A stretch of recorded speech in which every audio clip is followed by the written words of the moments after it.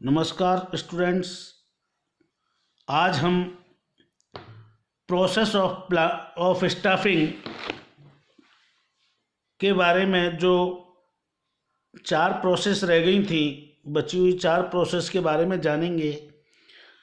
इससे पहली वीडियो में हमने प्रोसेस ऑफ स्टाफिंग के 4 टॉपिक्स को क्लियर किया था, जिसमें से एक था एस्टिमेटेड मैन पावर रिक्वायरमेंट, जिसमें हम ये देखते थे कि कितना वर्क है, वर्कलोड कितना है, फिर कितने एम्प्लॉय हमारे पास उसके अकॉर्डिंग वर्क कर रहे हैं, प्रेजेंट में हैं, कितने लोग उस कार्य को करते हैं और कितने लोगों की हमारे पास आवश्यकता है।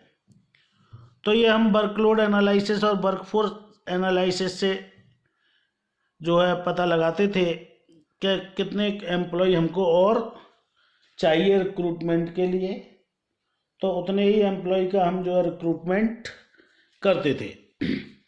दूसरा रिक्रूटमेंट था। रिक्रूटमेंट में हम पता लगाते थे, तो रिक्रूटमेंट क्या होता था? रिक्रूटमेंट में be defined as the process of the searching for prospective employees for the job of the functions. It can be defined as the process of the researching for prospective employees and simulating them to apply for job in the organization. मतलब recruitment किया जाता था, internal recruitment किया जाए या external recruitment किया जाए। पहले से अपने यहाँ जो एम्प्लॉय वर्क में है किसी अन्य ब्रांच में, वहाँ से ट्रांसफ़र करवा करके या प्रमोशन के माध्यम से उसको रिक्रूट किया जाए, या फिर एक्सटर्नल तरीके से उसे रिक्रूटमेंट किया जाए। एक्सटर्नल में आते थे हमारे वेटिंग लिस्ट में, recommendations of the present employee के द्वारा, जॉबर्स के द्वारा, कॉन्ट्रैक्टर्स के द्वारा, एजुकेशनल इंस्टीट्यूशंस के द्वारा एंड मीडिया एडवर्टाइजमेंट के माध्यम से। तो हम इस तरीके से जो है पता लगाते थे और एम्प्लॉय को रिक्रूटमेंट करते थे। इसके बाद में नेक्स्ट आता है हमारा सिलेक्शन। हमने रिक्रूट कर लिया, एप्लीकेशंस वगैरह सारी बाई थ्रू द एडवर्टाइजमेंट के माध्यम से हमने निकलवा दी। फिर हमको देखना पड़ता था कि व्यक्ति को हमें सिलेक्शन करना होता था। तो it is the process of the choosing and appointing the right candidate for the right job. यानी हमें सही कैंडिडेट देखना पड़ता था सही जॉब के लिए, and organisation by conducting various exam. इसके लिए हम जो है एग्ज़ाम लेते थे, टेस्ट लेते थे, इंटरव्यू कराते थे। It ensure that the organisation gets the best candidate. जब ऑर्गेनाइजेशन देखता था कि ये कैंडिडेट हमारे लिए बेस्ट कैंडिडेट के रूप में है, अतः उसी का सिलेक्शन किया है, तो तब हम उसका सिलेक्शन करते थे। तो the selection process enhance the self esteem and Prestige of the selected candidate. तो हम इस तरीके से कैंडिडेट को सेलेक्ट करते थे। Selection is the process of the identify and choosing the best person out of the number of the prospective candidates for the job।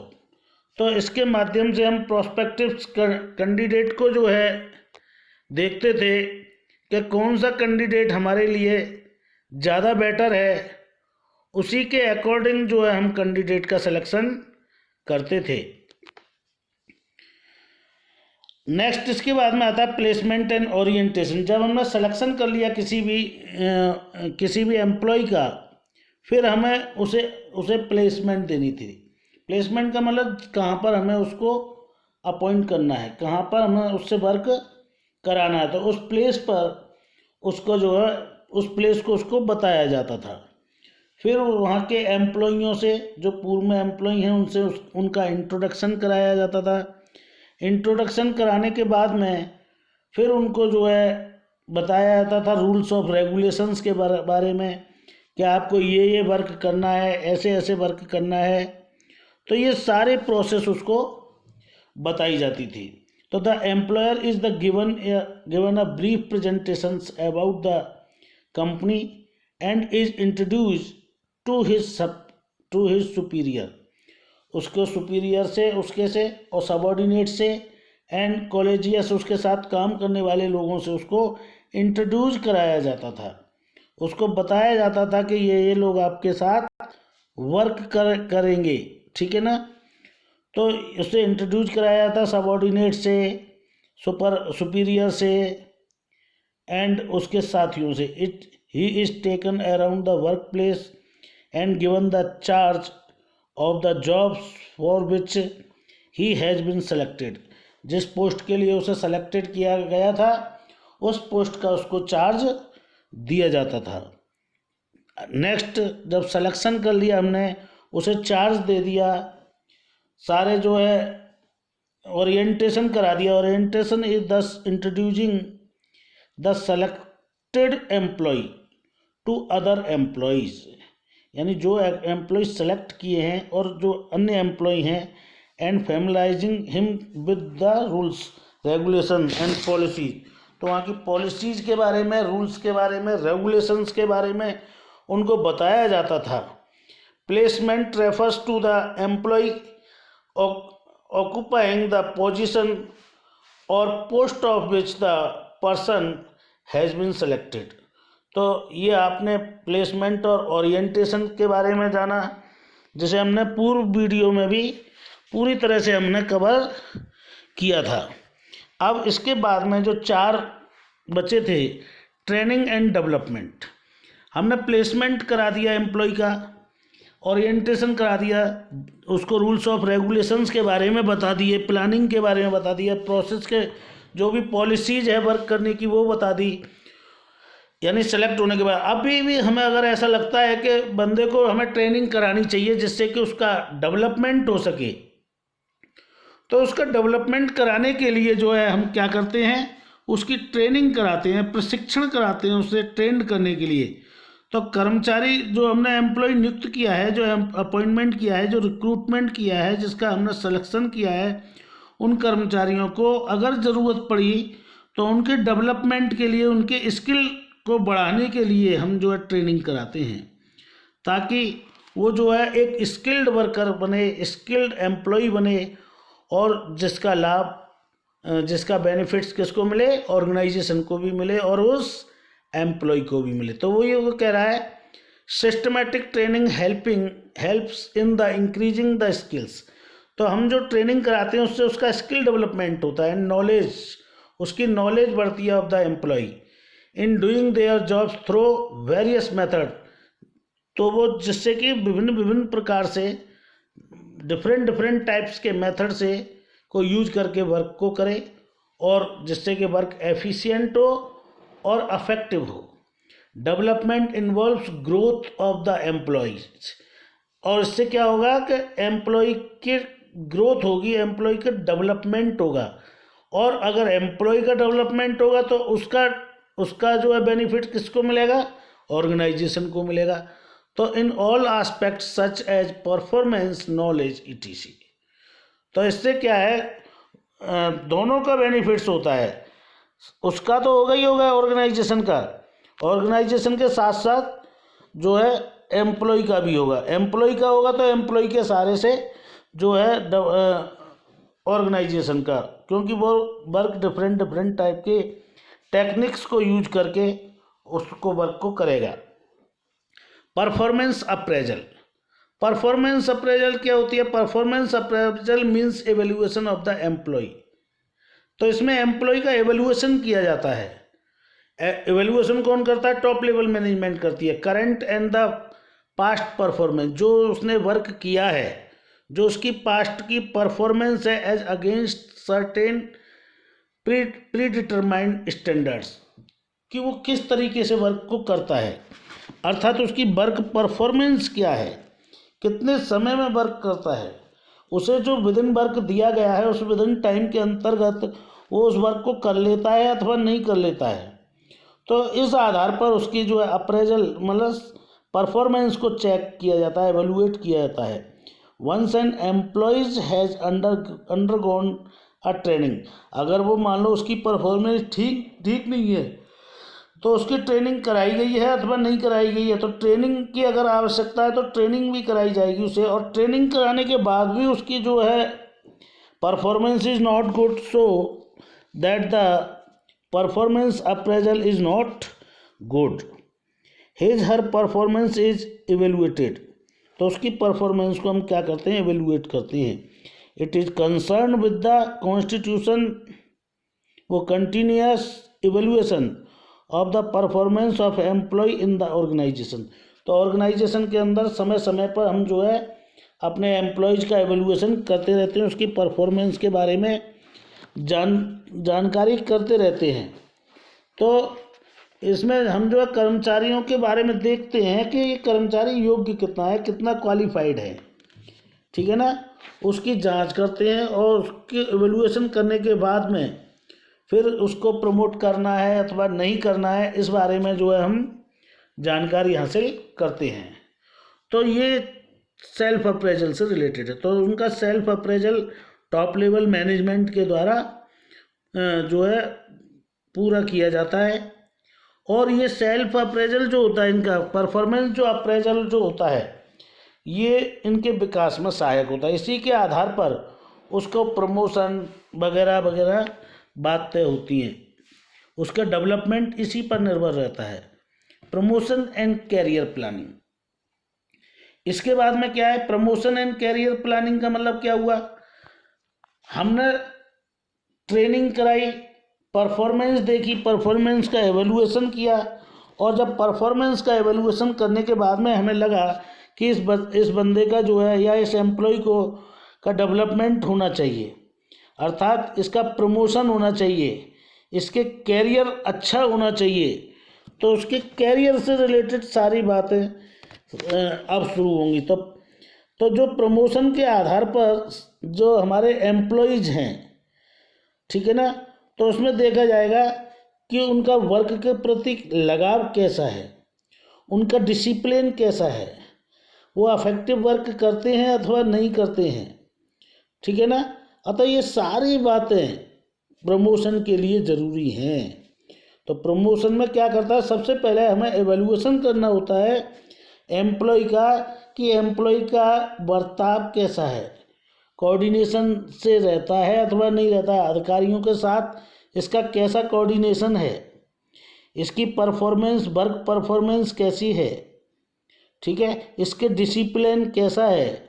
These are the all things we evaluate for the promotion. Promotion means being the placed in positions increased responsibility, यानी पहले उस पर कुछ और पद था, अब उसको बढ़ा करके उसे उसकी जो है पोस्ट को बढ़ा करके इंक्रीज करके या पोस्ट का डेवलपमेंट करके उसको जो है उस पोस्ट पर रिप्लेस करना है, हमें भेजना है।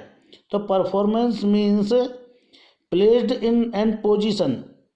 Promotion means being placed in positions increase responsibility, उसकी रेस्पॉन्सिबिलिटी बढ़ जाएगी, उसकी अथॉरिटी बढ़ जाएगी, उसकी जो है कुल मिला के पोस्ट इंक्रीज हो जाएगी। तो promotion and career planning is very important to the boost of the moral of employ.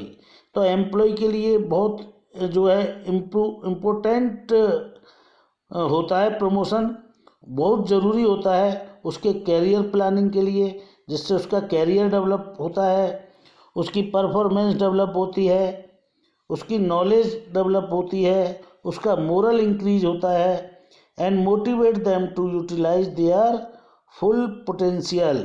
और इससे क्या होता है, एक एम्प्लॉय अपने फुल पोटेंशियल से काम करता है, एक मोटिवेट हो जाता है वो इन चीज़ों से कि अब मेरा प्रमोशन इस पोस्ट पे हो गया तो आगे और मैं मेहनत से काम करूं, अच्छा वर्क करूं, जिससे कि जो है क्या हो कि मेरी परफॉर्मेंस और बढ़ जाए और मेरा प्रमोशन हो।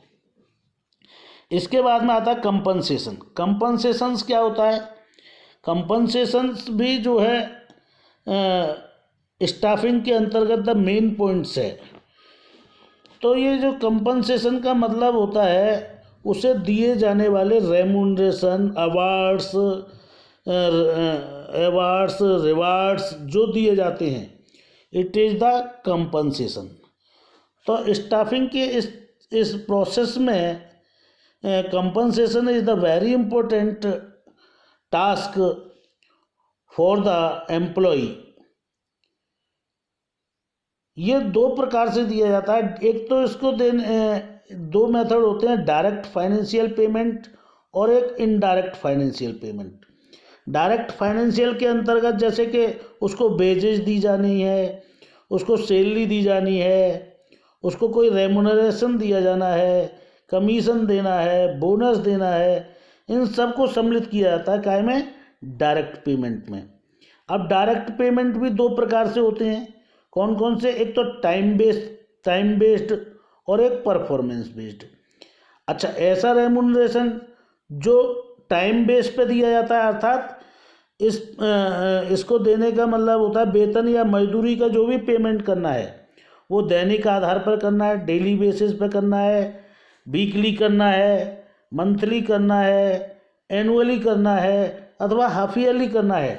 It is the based on time, यानी व्हेन वी हैव टू पे the wages and the salary and the bonus in the time basis related to the daily wages, weekly wages, monthly, half yearly and annually. It's depend on the time basis। ठीक है। दूसरा होता है performance basis. इसमें performance देखी जाती है, हम परफॉर्मेंस देखते हैं किसकी, एम्प्लॉय की, कि उसकी कार्य करने की पद्धति क्या है और कार्य कैसे करता है और किस टाइप से करता है।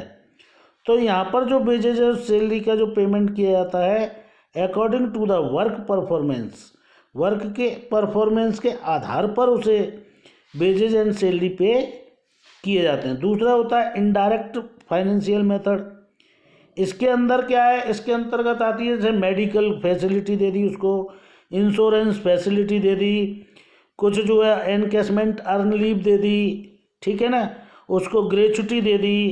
It is the indirect financial payment, इनको हम कहते हैं इनडायरेक्ट फाइनेंशियल पेमेंट। तो स्टूडेंट्स ये आपकी समझ में आ चुके होंगे। तो इस तरीके से हमने 4 प्रोसेस को इससे पहले वाली वीडियो में कवर किया था। नेक्स्ट 4 हमने इस वीडियो में कवर किए हैं। एक बार फिर इसको रिव्यू कर लेते हैं। Systematic training help in increasing the skill of the knowledge and employees in doing their jobs through various method. यानी कि हमने किसी एम्प्लॉय को जो सिलेक्शन किया है, अगर हमको लगता है कि उसे ट्रेनिंग कराई जाए तो हम उसे ट्रेनिंग कराते हैं।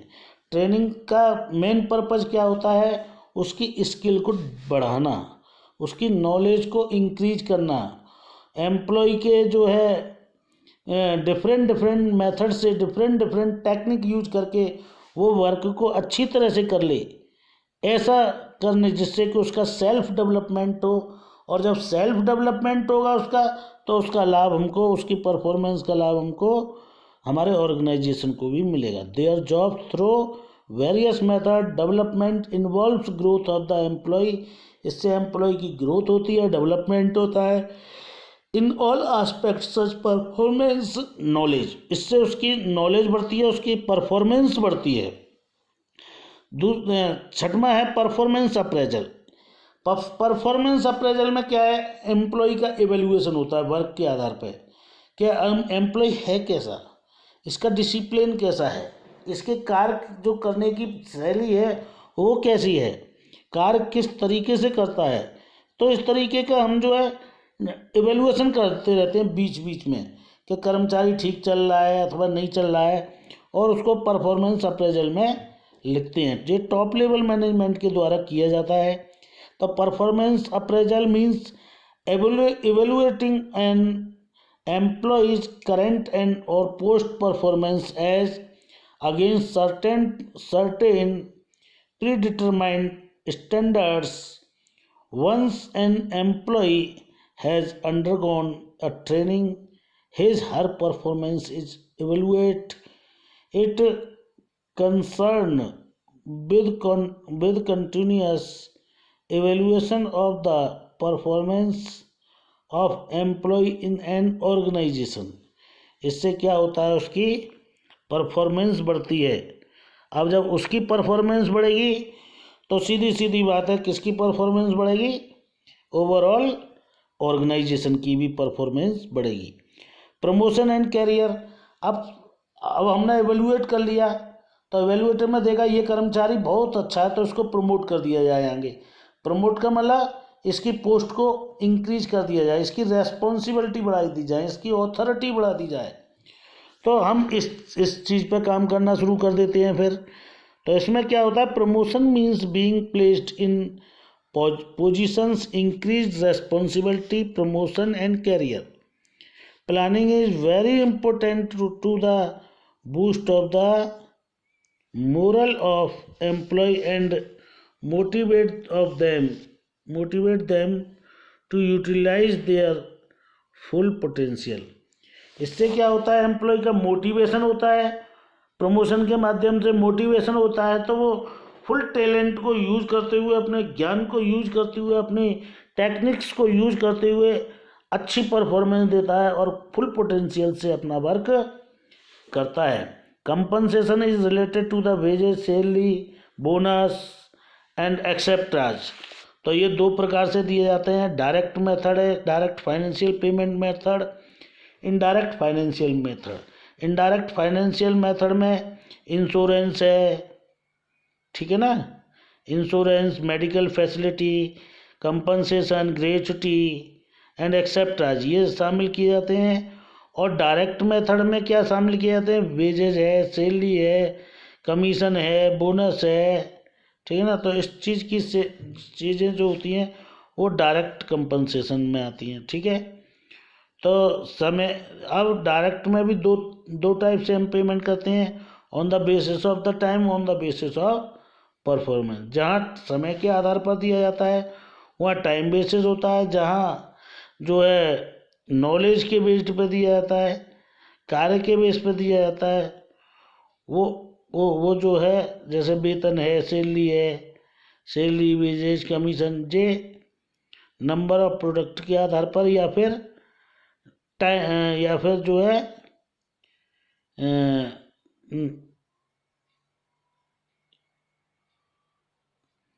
या फिर जो है उसके परफॉर्मेंस के आधार पर डिस्ट्रीब्यूट की जाती है। नेक्स्ट है इनडायरेक्ट फाइनेंशियल पेमेंट, मैंने बता ही दिया। इनडायरेक्ट फाइनेंशियल पोजीशंस क्या होती है, जैसे कि इंश्योरेंस है, मेडिकल क्लेम है एंड एक्सेप्ट्रा। तो इनके माध्यम से हम कंपनसेशन पेड करते हैं। Thank you very much. आज के लिए इतना ही।